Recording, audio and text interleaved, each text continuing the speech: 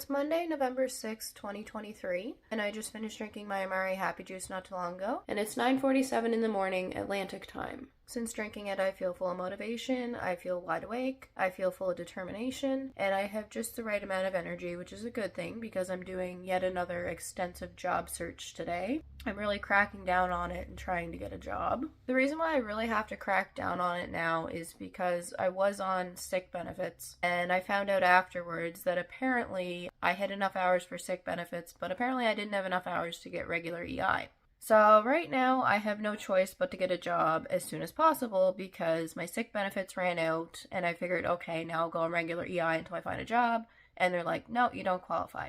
So now I'm just in a huge rush to find a job.